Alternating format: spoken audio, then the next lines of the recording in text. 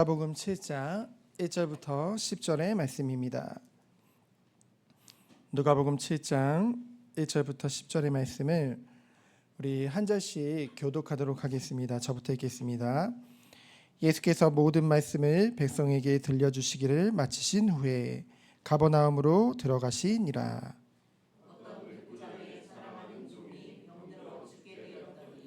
예수의 소문을 듣고 유대인의 장로 몇 사람을 예수께 보내어 오셔서 그 종을 구해 주시기를 청한지라.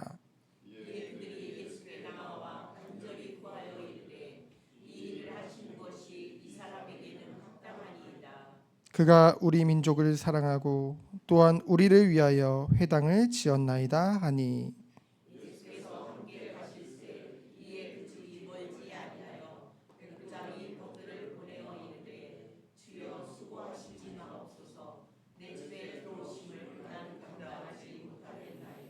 그러므로 내가 주께 나가기도 감당하지 못할 줄을 알았나이다. 말씀만 하사 내 하인을 낫게 하소서.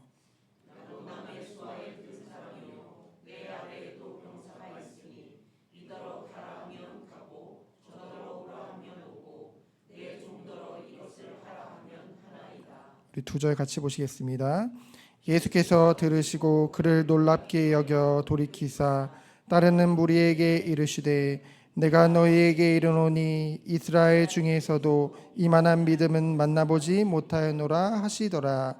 보내었던 사람들이 집으로 돌아가 보매 종이 이미 나아 있었더라. 아멘. 오늘 함께 나눌 말씀의 제목은 말씀의 권세입니다. 우리는 매일 수많은 말들 속에서 살아가고 있죠.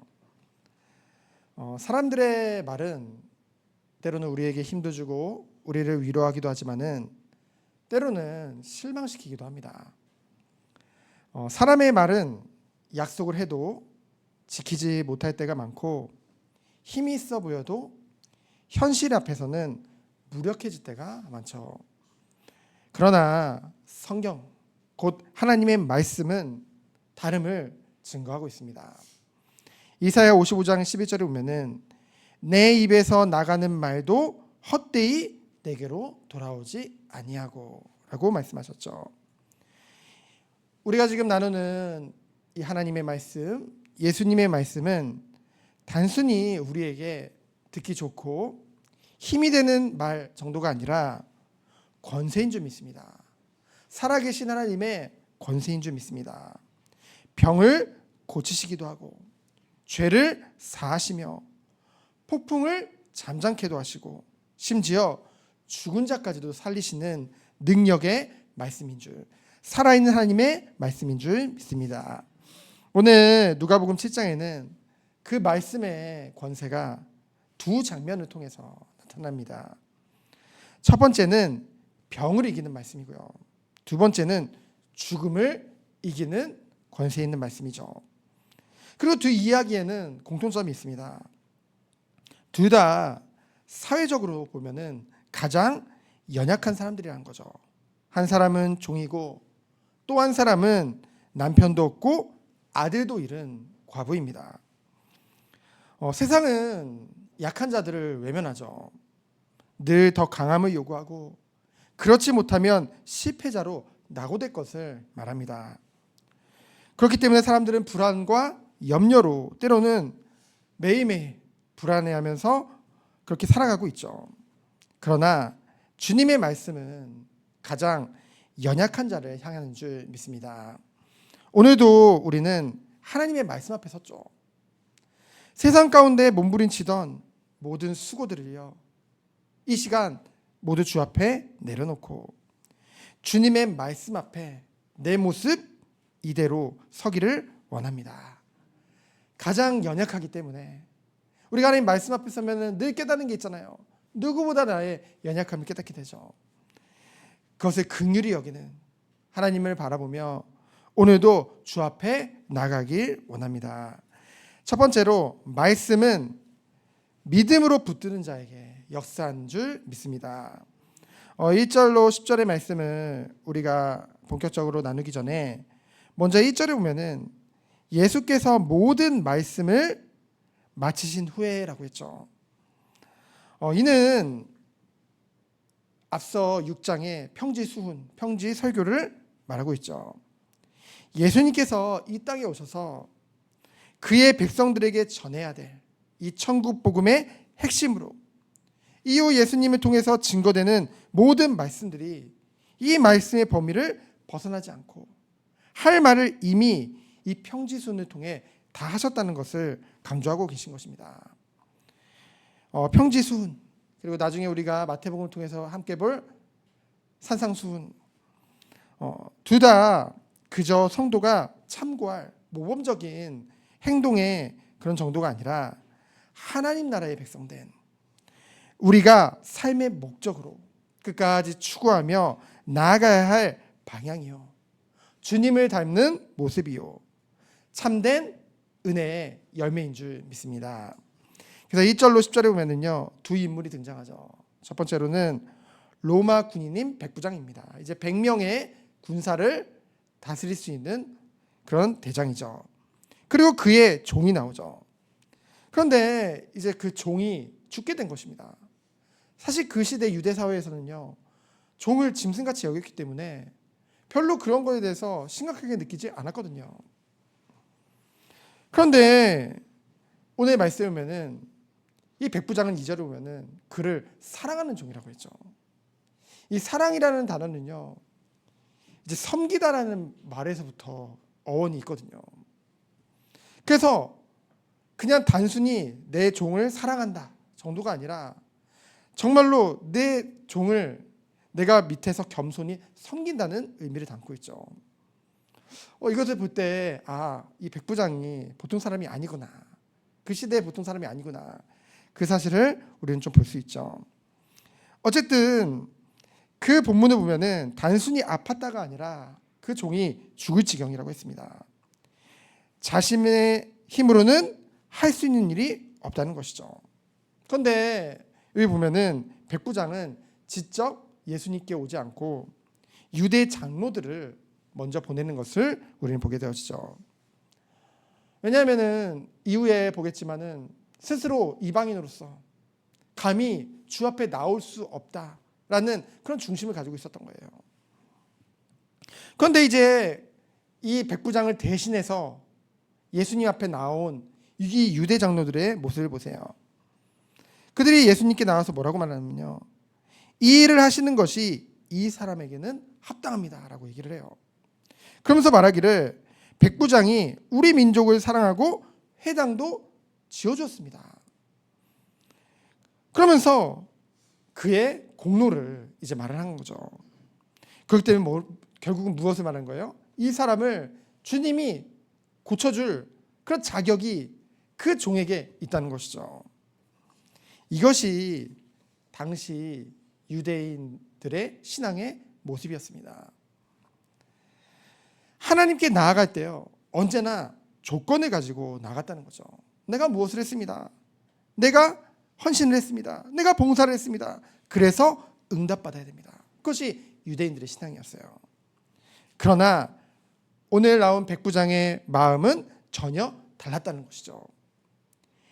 예수님이 가까이 오시자 자신이 감히 나가지 못하고 다시 한번 친구들을 보내서 말합니다. 뭐라고 얘기해요? 주여 수고하시지 마옵소서. 나는 주를 내 집에 들어오심을 나는 감당하지 못하겠나이다. 이는 다른 말로 하면은요, 주님, 저에게는요 주님을 모실 만한 아무 자격이 없다는 것이죠. 놀라운 고백입니다. 유대 장로들은 어떻게 말을 했어요? 이 사람은 합당합니다 라고 얘기했는데 백부장은 저는 합당하지 않다고 고백하고 있는 것이죠. 누가 진짜 믿음을 가진 자의 모습일까요? 예수님은 이 백부장을 칭찬하셨습니다. 왜 그럴까요? 그가 이렇게 말했거든요. 다만 말씀만 하옵소서. 그러면 내 하인이 낫겠습니다. 이 한 문장에 오늘 본문에 모든 그 메시지가 들어있는 것이죠. 백부장은 군인이었습니다. 그것도 100명을 다스릴 수 있는 대장이었죠. 굉장한 권력을 가진 자였습니다. 그래서 자신들의 권세 아래에 있고 부하들도 자신의 명령을 절대적으로 따른다는 거죠. 그래서 명령이라는 것은요, 거리가 문제가 아니라는 거죠. 직접 갈 필요도 없습니다.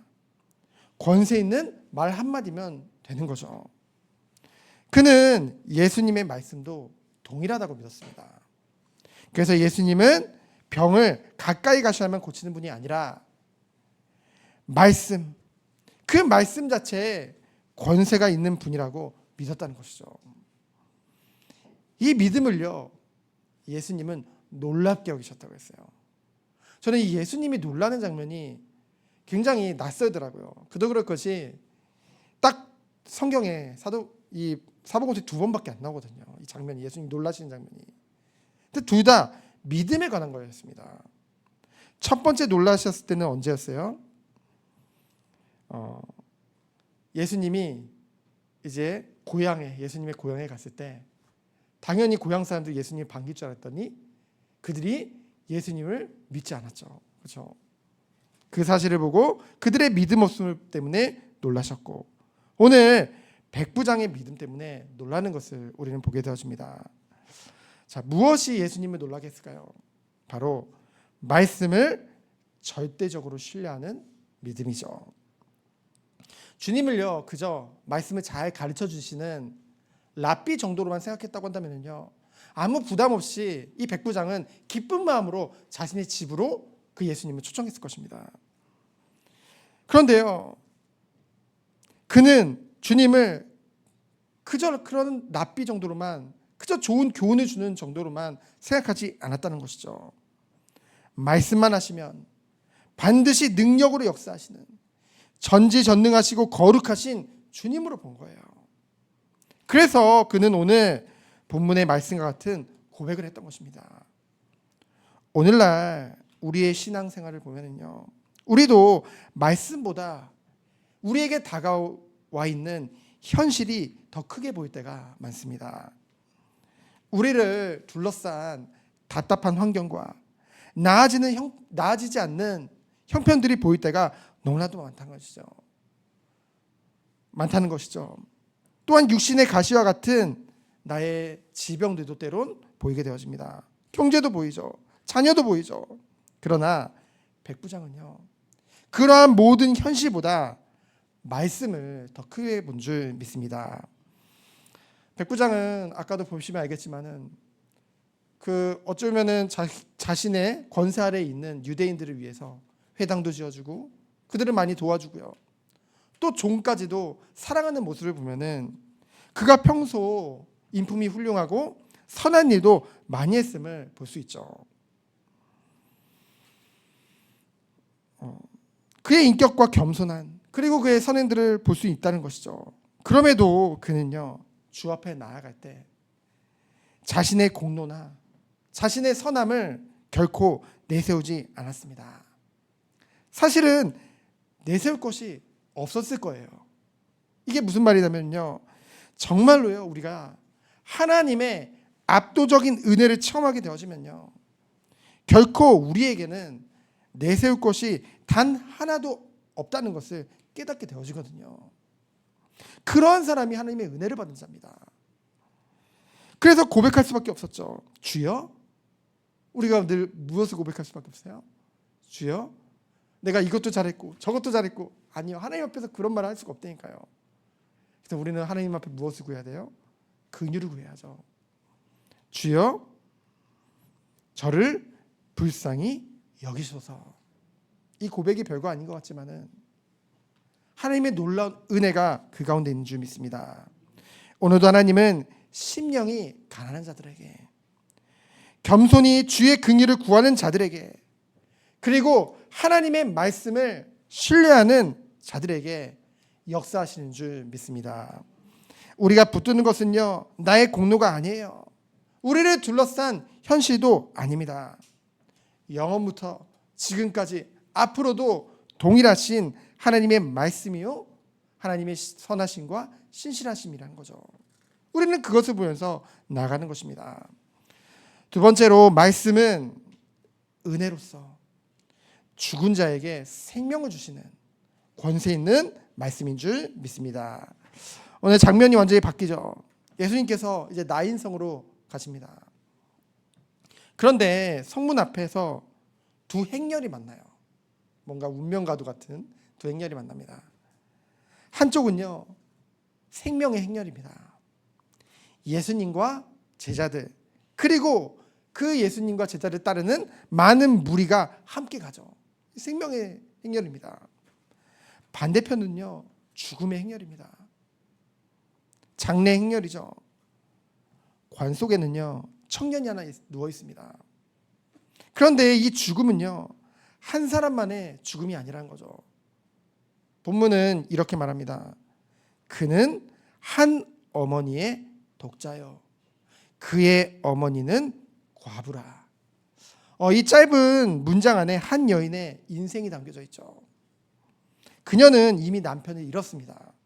그리고 오늘 유일한 희망인 아들까지도 잃었습니다. 당시에 과부에게 있어서 아들은 생기였거든요. 보호자였거든요. 미래였거든요. 이제 그녀에게 아무것도 남지 않았던 거예요. 경제적으로도요, 사회적으로도요, 정서적으로도 완전히 무너진 것이죠. 아무 말도 못하고 그저 울고만 있을 뿐입니다. 예수님은요, 그 모습을 보셨어요. 근데 어떤 사람은요, 하나님은 정말로, 하나님은 영이시지만은 바늘로 콕 찔러도 피 한 방울 안 나올 만큼 굉장히 사랑에 인색하시고 굉장히 무서운 하나님으로 아는 사람들이 있더라고요. 전혀 그렇지 않습니다. 본문은 이렇게 말합니다. 주께서 과부를 보시고 불쌍히 여기사.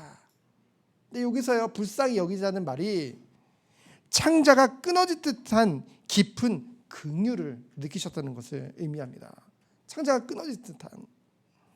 여러분들이 어떤 정말 딱한 사연이나 그런 영상들을 보면서 정말 마음이 정말 끊어진다고 메어오는 그런 느낌을 느끼신 적이 있을 거예요. 그렇죠?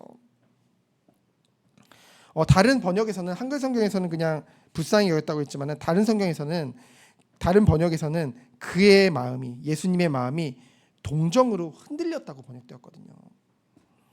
예수님은 단순히 안타까워하신 것이 아니라 그 여인의 슬픔을 자신의 아픔처럼 깊이 동정하시면서 느끼셨던 거예요. 그리고 놀라운 점은 과부가요, 예수님께 도움조차도 요청하지 않았죠. 백부장은 사람이라도 보냈죠.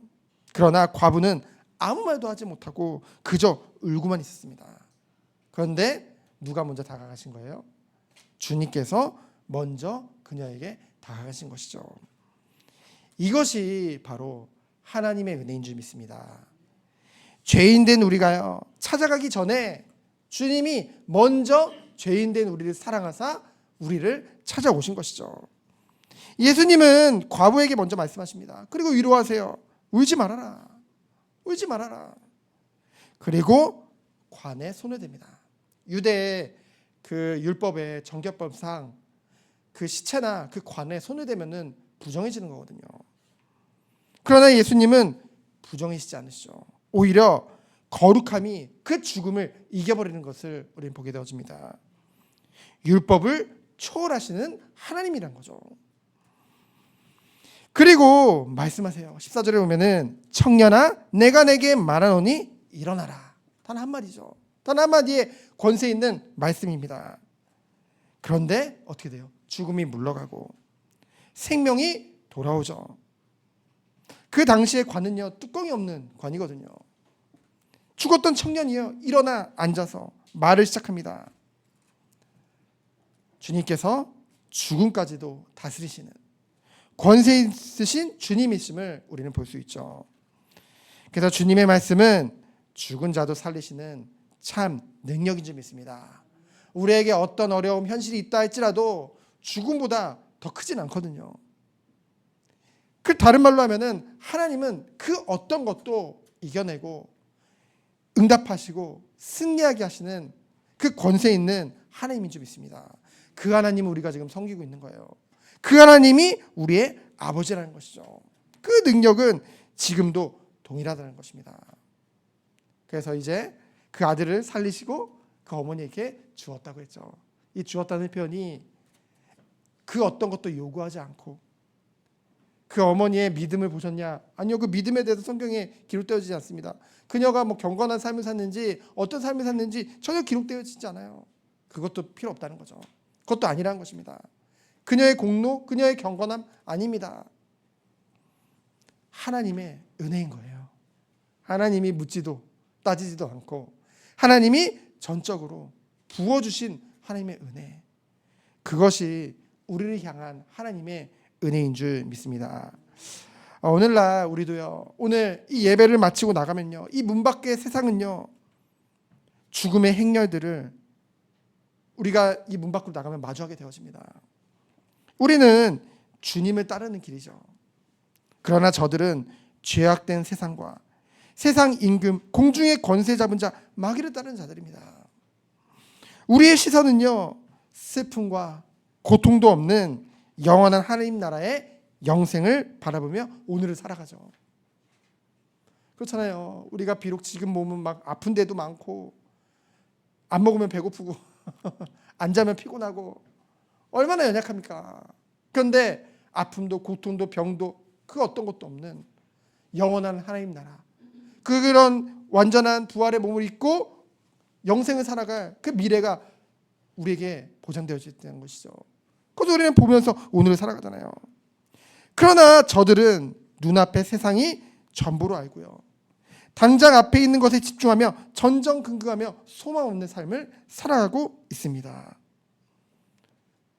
죽음의 행렬, 생명의 행렬, 축제의 행렬이 그만큼 다르다는 거죠. 우리는 이 문 밖을 나설 때 어떤 마음으로 나가야 될까요? 우리 앞에 선한 목자 되신 주님께서 앞서 인도하고 계신 줄 믿습니다. 저들은 죄의 본성을 따라 죄의 종로로 타며 하나님의 진노 가운데 죽음을 향해 나아가고 있죠.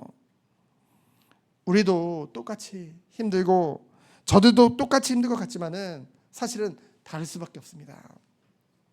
주의 핏값으로 산 주님의 백성을 주님께서는 결코 외면치 않으신다는 것이죠. 오늘도 우리들을 성령 하나님께서 붙잡고 돌보고 계시리라 믿습니다. 그래서 우리는 당장 눈앞에 어떻게 될까 아무것도 모르고 가지만은 하나님 모든 것을 아시고 완전하신 은혜로 우리를 불쌍히 해주시고 사랑하신 그 하나님께서 앞서 인도하고 계신 줄 믿습니다. 그래서 우리의 시선은요, 자꾸만 말씀을 듣고 또 나가면은 우리의 시선은 다시 한번 현실로 머물 때가 너무나도 많습니다. 그러나 주님은 그럼에도 불구하고 구원을 계획하신 그 하나님께서, 신실하신 하나님께서 그럼에도 불구하고 포기하지 않으시고 우리를 영생의 길로 인도하시리라 믿습니다. 결국 죽음의 행렬 가운데 있는 저들을 우리를 통해 구원하셔서 생명의 길, 축제의 길로 합류하시는 응답을 주시리라 믿습니다. 그래서 우리는 우리 주변에 믿지 않는 영혼들을 위해 정말 기도해야 돼요. 우리와 가는 길이 완전 다르거든요. 그러한 형제를 위해, 가족을 위해, 정말 지인들을 위해 정말 우리 마음을 담아 기도해야 될 줄 믿습니다. 그래서 우리가요, 백부장의 고백과 같이 우리의 자격이나 공로가 있어서 구원하신 게 아니라는 거죠.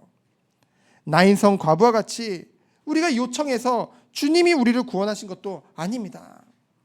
죄인된 우리를 주님이 먼저 사랑하시고 불쌍히 여기셔서 주님이 우리를 구원하신 전적인 은혜인 줄 믿습니다.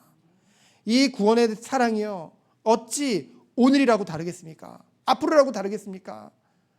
영원토록 동행하신 하나님께서 우리를 끝까지 사랑하시고 완전한 구원을 완성하시는 그날까지 우리를 인도하시리라 믿습니다. 그래서 오늘 본문은 우리에게 두 가지를 교훈하죠. 첫째는 말씀을 그대로 믿는 믿음이 우리에게 필요해요.